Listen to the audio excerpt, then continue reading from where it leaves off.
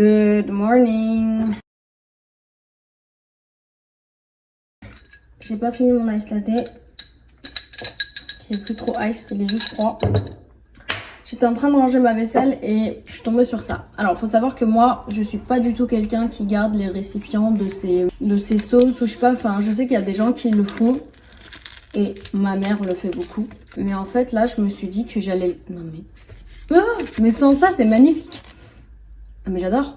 En gros, je me suis dit que j'allais garder ça parce que j'ai vu sur internet des gens qui shakaient leur espresso. Parce qu'apparemment, ça a un goût meilleur. Et en gros, je me suis dit que j'allais shaker mon espresso là-dedans, juste avec, je sais pas, avec un sirop, avec du miel, avec du caramel, avec du pumpkin spice. Et ça ferait un espresso orange. Non mais les gars, faites-le. Je vous jure que j'ai jamais gardé les récipients de rien. Je sais pas pourquoi, alors qu'en vrai, des fois, ça peut servir, mais j'ai des bocaux comme ça et en vrai, ça me suffit largement. Mais en fait, prenez un petit truc comme ça, gardez-le. Plus je trouve que c'est tellement mignon comme ça, genre tu peux mettre ton sel dedans ou je sais pas. Ce qui est con, c'est que ce matin j'ai fait mon ice latte. Je suis désolée, en plus je l'ai fait sans vous, mais je me suis réveillée, je me suis dit calme-toi, calme-toi, regarde ton HVF, regarde ta vidéo, bois ton café et un peu de calme dans cette maison. Je dis pas qu'il n'y a pas de calme dans la maison quand je vous parle, hein, pas du tout, mais il y a des matins où on se réveille, on n'a pas trop envie de parler.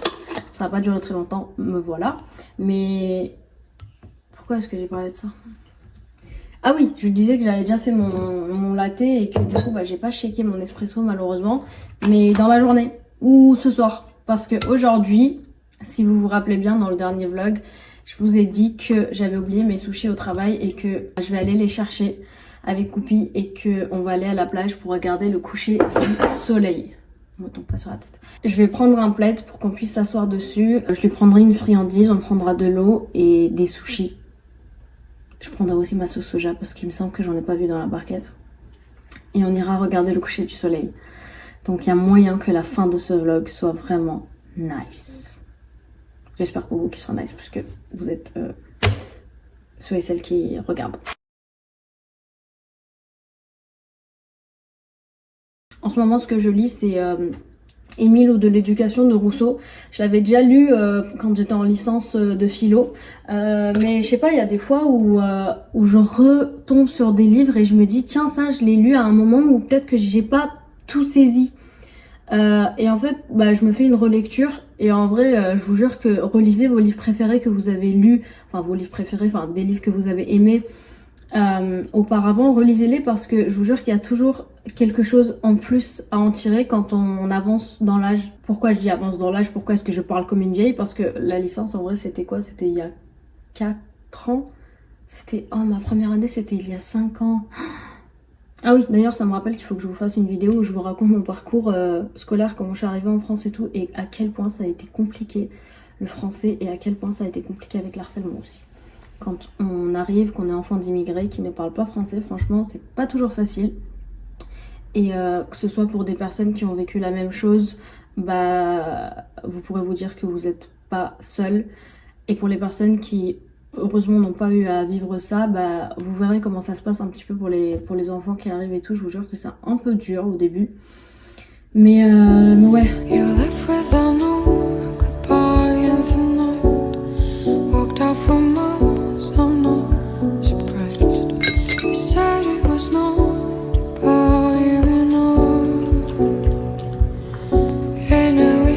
Les gars, je me suis préparée en vrai hyper vite et j'ai pas filmé parce que il fallait qu'on fasse vite.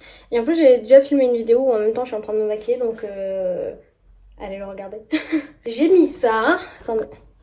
Est-ce que j'ai fait mon lit? Non, j'ai pas fait mon lit, mais vous allez pas me juger parce que j'ai pas fait mon lit. Avec un jean. Et je vais mettre mes baskets blanches parce que dehors il y a un peu de nuages et franchement il fait super bon parce qu'il y a un petit peu de... J'ai dit il fait super bon là? Non, il fait super bon, il y a un petit peu de vent. Du coup pour la plage ça va être trop cool, comme ça il fera pas super chaud vu qu'il y a Coupi avec moi. On va aller faire notre sac, on va chercher mes sushis au travail et on va regarder le coucher du soleil ensemble. Je vous jure je suis heureuse là. Bon les gars, j'ai pris ce sac de plage, c'est un sac qui peut se salir et ça me rendra pas triste parce que je sais que c'est un sac de plage. Un plaid. En vrai j'ai pas de... Je sais qu'il y a des trucs spécifiques pour les pique-niques, les plages et tout. à acheter, mais j'en ai pas. Du coup, je prends toujours un petit plaid que je lave après. Je le mets comme ça. Je vais prendre ça pour le téléphone. Je vais prendre des écouteurs, on sait jamais. Ça aussi, je le prends, on sait jamais. Le reste, c'est tout. Ok. Ça, pour accrocher mon téléphone, parce que j'ai toujours peur de me faire voler mon téléphone. Oh, faudra trop que je vous raconte comment je me suis fait voler mon téléphone une fois et comment est-ce que j'ai réussi à le récupérer. Bon, on a 2 minutes, je vous le raconte. En gros, j'étais dans le métro. En fait, c'était l'automne, ma saison préférée. J'avais ma veste. Et en fait, dans ma veste, j'ai mon téléphone. Et en fait, quand je mets mon téléphone dans ma veste, j'ai toujours ma main aussi qui tient mon téléphone dans ma poche. Je n'ai jamais mon téléphone comme ça. Le métro arrive, donc les portes s'ouvrent. Et en fait, je prends juste littéralement, j'enlève ma main de ma poche, genre 5 secondes pour juste dans mon sac qui était comme ça. Juste dans mon sac, prendre mon livre parce que je lis dans le métro. Et en plus, j'allais à l'université, j'allais en examen. Je prends mon livre et là, je sens en fait une main qui s'est glissée dans ma poche et qui a récupéré mon téléphone discrètement. Donc, je me retourne et là, je vois quoi? De derrière, je vois donc la personne qui vient de prendre mon téléphone. Il pensait être hyper discret. Donc en fait, il était de dos et il était en train de se diriger vers le second wagon. En fait, là, c'était clairement trop tard. J'avais trop peur en fait d'aller après lui, mais que les portes en fait se ferment du métro et que je puisse rien faire et que le métro parte en fait sans mon téléphone. Du coup, ce que je me suis dit, c'est que ok, ce que je fais, c'est que je monte dans mon wagon et lui il sera dans l'autre et tout. Il y a pas de souci. Et en plus, je me suis dit. Là, Liana, t'as pas le droit de paniquer. Il faut que d'abord tu t'occupes de la situation, tu résous ça et ensuite tu paniques, tu pleures, tu fais ce que tu veux. Et il faut savoir que j'avais fait une donc je vous disais que en fait à ce moment-là, j'avais même pas de code en fait sur mon téléphone, c'est-à-dire que tu le déverrouillais juste comme ça. La bêtise. Et ça m'a bien appris. Donc ce que je fais, c'est que je vais au métro. Je monte dans mon wagon et là, je repère autour de moi les personnes les plus qui me paraissent voilà. Donc je vais vers un monsieur qui était là, donc je lui dis excusez-moi, je viens de me faire voler mon téléphone et le mec qui vient de me prendre mon téléphone est dans le wagon d'à côté et tout. Est-ce que vous pouvez venir avec moi à la prochaine station si vous descendez pas pour que je puisse en fait récupérer mon téléphone parce que j'avais trop peur en fait d'aller l'affronter seule parce que je me suis dit le mec, vu ma taille, je fais 1m55, il va clairement juste se mettre à courir et moi je suis en cardio les gars, je suis zéro, j'aurais jamais pu le rattraper donc je me suis dit écoute fais pas la maline, va voir des gens et le monsieur il était hyper gentil, il m'a fait quoi? On vous a volé votre téléphone et tout et là autour il y avait 2 autres personnes et tout donc ils viennent voir et tout, ils disent ça va mademoiselle, qu'est-ce qu'il y a etc et tout et en fait il y avait un père de famille et donc 2 jeunes et tout. Et ils étaient là en mode non mais t'inquiète, prochaine station, on y va, on va récupérer ton téléphone et tout. Et là j'étais en mode mon dieu merci et tout. Donc la station arrive, on descend, je monte dans le wagon, ils me disent vas-y dis-nous c'est qui. Les gars, je regarde tout le monde, je trouve pas ce mec. Et je me suis dit comment est-ce qu'il a fait, je l'ai vu rentrer là. Je cherche et tout, je vois personne. Et là d'un coup je tourne la tête et je vois ce mec assis. Et il regarde par la fenêtre, il fait comme si il y avait rien, alors que le mec il savait clairement qui j'étais, il m'avait vu et il a compris que du coup j'étais venue avec des gens pour récupérer mon téléphone. Donc là je le vois et je me rue sur lui, je lui dis rends-moi mon téléphone et il me dit quoi? Quel téléphone? Il me fait ça. Je lui dis arrête de faire le malin, je vais appeler les flics.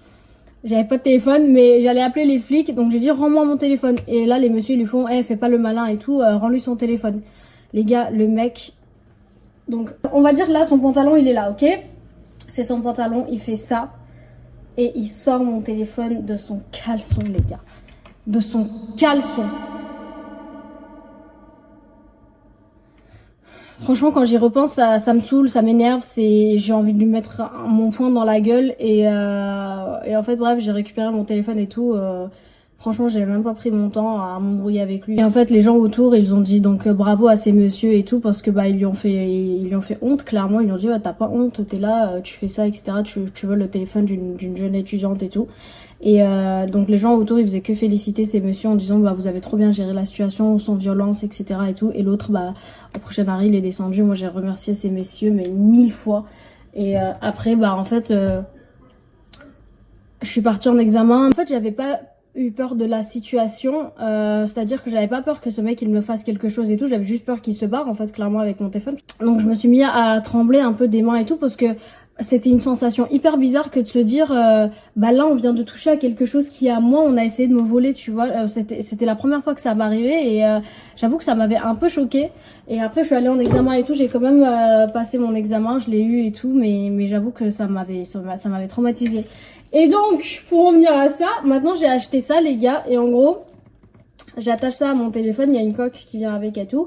J'attache ça à mon téléphone et vraiment personne va se dire vas-y je vais lui voler son téléphone parce que bah, ils se disent que c'est attaché, tu vois. Ça m'est jamais arrivé une seconde fois, mais vaut mieux prévenir que guérir. Et en plus c'est pas moche. Bref, assez parlé, on y va.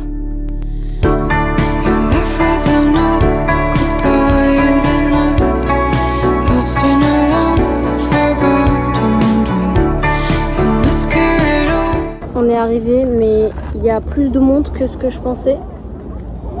Et lui il a chaud.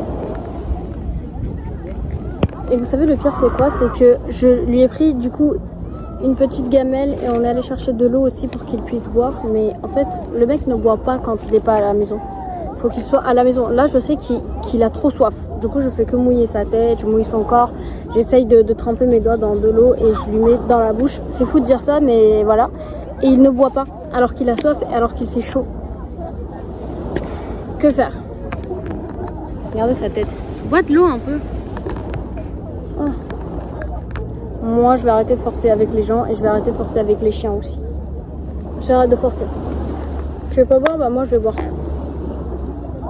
On allait du coup prendre de l'eau. J'ai aussi pris un ice latte à emporter au lait d'avoine. Et j'ai pu récupérer mes sushis avec du sable. Les gars, j'ai oublié ma sauce soja. Alors que j'avais dit que j'allais prendre la sauce. Ok, tant pis. On va manger sans sauce. Attendez, je vais vous le montrer. Regardez. Ah oui, ça, il me semble que c'est des choux rouges. Des choux rouges fermentés, je crois. Ça, c'est des oignons. Oh, il y a de la sauce soja, les gars.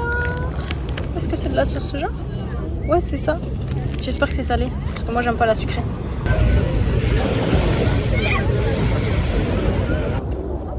Je vais utiliser ça pour mettre ma sauce dedans. Oh merde. Bon, hop. Je crois que c'est la sauce salée parce qu'elle est liquide. Oh, mais tu fais quoi? Non, t'as mis du sable partout. En plus, tu montes tes fesses à la caméra là. Recule. Les gars, il a foutu un bordel. Oh my god.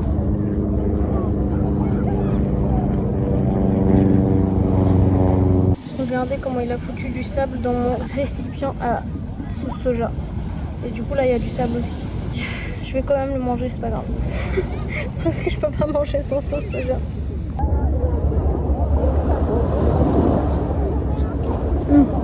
Incroyable. Je vous jure que je sens le sable craquer sous mes dents.